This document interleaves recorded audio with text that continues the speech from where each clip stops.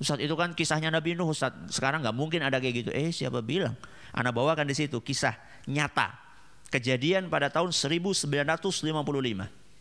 Kalau kemarin kita dengar di Banjarnegara ada kasus apa? Ada kasus tanah longsor. Ini lebih dahsyat dari tanah longsor. Kejadian di sebuah dukuh namanya Dukuh Legetang. Itu di komplek Dieng. Dukuh itu apa ya? Dukuh itu bukan makanan, bukan. Dukuh itu apa? Bukan desa. Dukuh itu dusun. Dusun itu RW. Ya, RW. Jadi kampung kemudian dibagi-bagi lagi. Dukuh. Ya. Dukuh namanya dukuh apa tadi?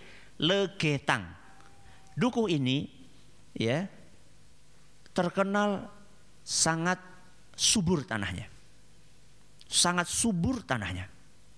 Sehingga penghasilan penduduknya luar biasa dari sayur-sayuran. Rata-rata mereka orang-orang yang kaya-kaya.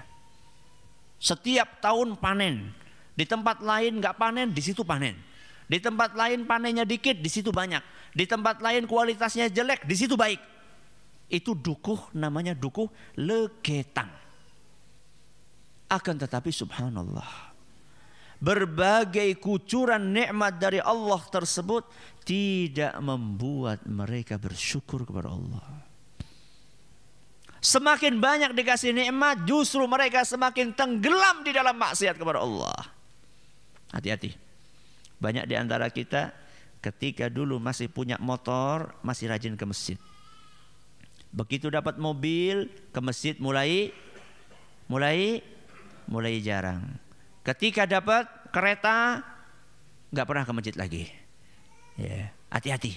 Orang-orang yang seperti itu, hati-hati. Makanya orang-orang Dukuh Legetang, ketika mereka mendapatkan nikmat dari Allah, bukannya semakin taat kepada Allah, semakin banyak maksiat.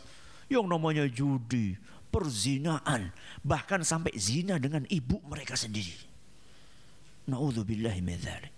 Dan setiap malam selalu mereka nanggap lengger. Nanggap itu mengadakan. Ya, lengger itu kayak kuda lumping. Dan yang main itu cewek. Dan akhir-akhirnya zina. Setiap malam seperti itu. Setiap malam seperti itu. Sampai datang tanggal 17 April 1955. Berapa? 17 April 1955. Malam hari itu hujan lebat sekali. Petir sana sini, petir sana sini. Gak ada orang yang berani keluar dari rumah. Akan tetapi penduduk desa Legetang, dusun Legetang tetap berbuat maksiat. Tetap minum, tetap judi, tetap zina. Sampai lewat pertengahan malam. Ketika lewat pertengahan malam, hujan berhenti. Sunyi senyap. Tiba-tiba terdengar suara boom. Suara yang keras sekali seperti suara bom. Suara itu terdengar oleh dusun-dusun yang ada di sekeliling dusun Legetang. Tapi nggak ada satupun yang berani keluar. Karena suasananya dingin, gelap, sepi. Setelah itu nggak ada suara apa-apa. Baru keesokan harinya, orang-orang yang ada di sekeliling dusun Legetang keluar dari rumah. Mereka ngelihat ada sebuah gunung. Namanya Gunung Pengamun-amun. Ternyata gunung itu sudah separuh nggak ada. Separuhnya gunung nggak ada. Mereka, gunung hilang kemana ini? Gak ada separuh. Kemudian mereka lebih kaget lagi ketika gunung yang separuh itu sudah pindah di atas dusun Legetang. Bukan longsor. Kenapa bukan longsor? Karena Gunung Pengamun-amun ke bawah kayak gini ada lembah. Ada lembah, kemudian di sini ada dusunnya.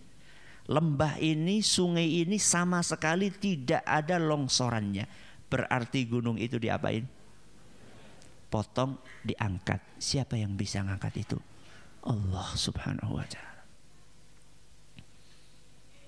Maka kalau kita sudah tinggal di suatu komunitas, isinya di situ maksiat, Dan tidak ada yang mengingkari maksiat tersebut. Siap-siap. Siap-siap apa Ustaz? Pindah cepat-cepat. Ya, kalau nggak ada yang mengingkari lagi. Tapi kalau masih ada yang mengingkari, berterima kasihlah kepada orang-orang yang mengingkari tersebut. Berterima kasihlah kepada orang-orang yang mau beristighfar kepada Allah. Walaupun dia orang miskin. Bisa jadi azab tidak Allah jatuhkan ke negeri kita ini. Walaupun yang namanya kemaksiatan di negeri kita banyak sekali. Bukan hanya kemaksiatan, kemusyrikan, kekufuran di negeri kita. Mungkin Allah belum jatuhkan azab kepada negeri kita ini secara umum. Mungkin karena ada di antara hamba-hamba Allah yang masih duduk bersimpuh, beristighfar kepada Allah. Sehingga Allah belas kasihan kepada negeri kita.